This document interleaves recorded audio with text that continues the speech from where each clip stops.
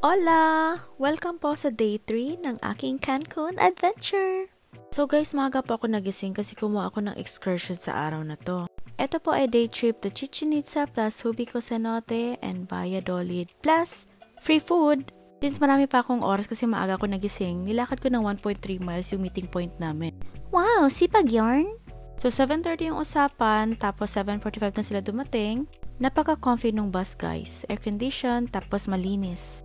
Hindi lang ako yung sinundo nila, marami pa. Yung iba kasi nagbayad sila ng pick up. So, pumunta muna kami sa mga iba't ibang hotel para i-pick up yung ibang guest. Sa kabilang side pala ng upuan, nalaman ko na meron pala ako mga katabing Pinoy! Si Ate Nancy na taga California at ang kanyang hubby. Hi Ate Nancy! Eto nga pala si Sergio. Siya ang aming tour guide. So, marunong siya mag-English at Spanish. Bet na bet ko rin yung humor niya. At napaka-knowledgeable. By the way, kinuha ko nga pala yung excursion ko sa Expedia. $40 yung excursion kasama na yung food. Pero another $40 din para sa entrance dun sa Chichen Itza. So, ang total niya is $80. Give yourself a huge big warm applause then for the applause. Yay! Maraming applause. Qué aplauso más horrible, de verdad que sí. Ina-explain nga pala ni Sergio na ang bus number namin ay 11 para hindi daw kami mawala. Ang saya ko lang kasi importante sa akin yung number 11. Lalong-lalo na ang 1111. Spiritual number ko yan guys. Paka-powerful na angel number ko kasi yan. So nung tapos ng sunduin ng lahat, papunta na kami ng Chichen Itza nito. 3 hours din yung biyahe. Habang nasa biyahe, ina-explain sa amin ni Sergio yung history ng Chichen Itza at ng Mayans. Kung anong relation niya sa calendar, sa universe, sa sun, sa moon, sa stars, sa equinox, sa solstice, sa universe. Tsaka nalaman ko na Mayans pala ang nakaimbento ng number 0. Sila po ang kumumpleto ng numbers natin. Actually, hindi ko alam na ganyan pala kaganda yung history ng Chichen Itza. Pupunta lang sana ako dun para mag-picture-picture. Pero sa bus pa lang, amazed na ako sobra. Pero bago nga pala kami pumunta doon, mauuna muna kami pumunta sa Subico Cenote. Doon na din kami magla-lunch. At dyan ko lang rin nalaman na ang Chichen Itza pala ay isa sa 7 wonders of the world.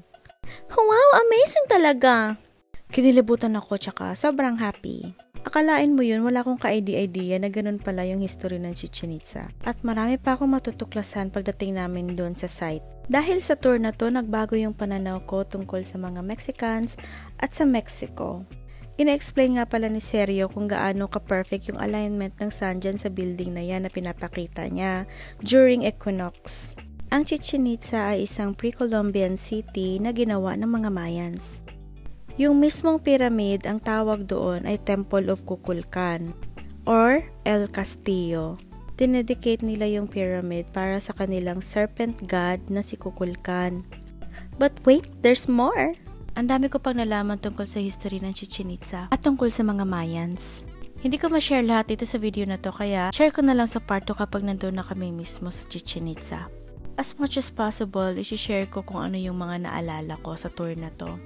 Ito nga palang papel na hawak ni Sergio ay birthday ng kanyang anak based sa Mayan calendar.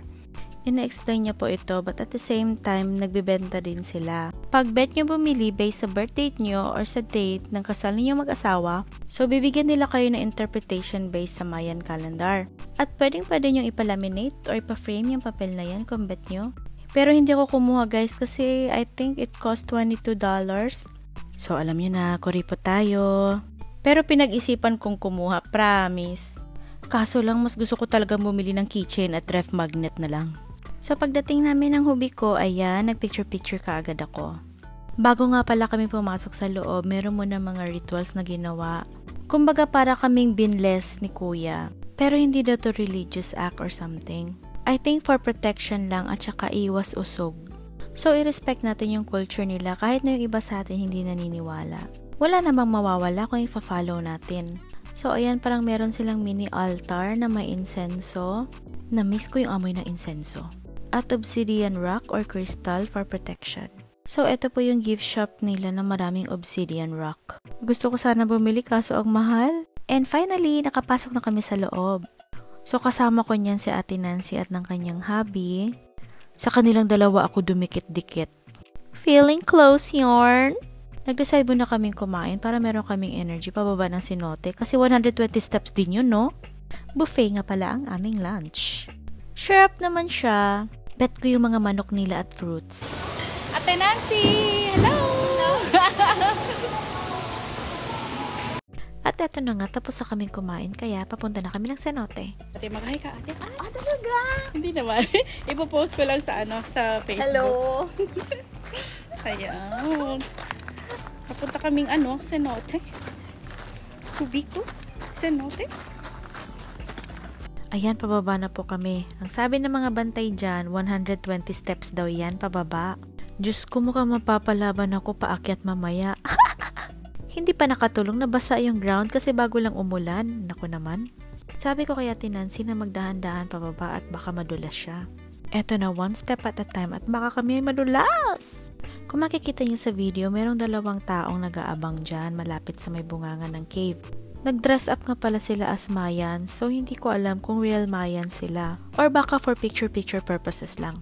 Kung gusto mo magpa-picture sa kanila, magbigay ka lang doon ng tip. Ayan, eto na po yung Hubiko cenote. Ang ganda, diba? So, mukha siyang swimming pool, pero sobrang lalim. Tapos sa roof niya may opening. I think 27 meters yung lalim niya or 88 feet.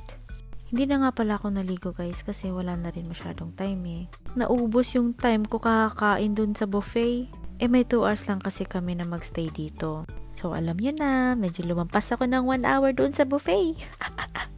Ayun, nagpicture-picture na lang kami ni Ate Nancy at ng kanyang hubby. Yung ibang mga kasama namin sa tour, naligo sila bago sila kumain. Na-enjoy naman namin na Ate Nancy yung view kasi sobrang ganda. Paano pa kaya, diba, pag naligo ka dyan? Di napaka-refreshing. That time pa naman sobrang init kahit na umulan. Isa lang to sa pinakamaraming cenote dito sa Mexico. Second time ko na pala nakakita ng ganitong klase ng cenote. Yung pinakauna ko ay nasa Florida, ang tawag doon ay Devil's Den.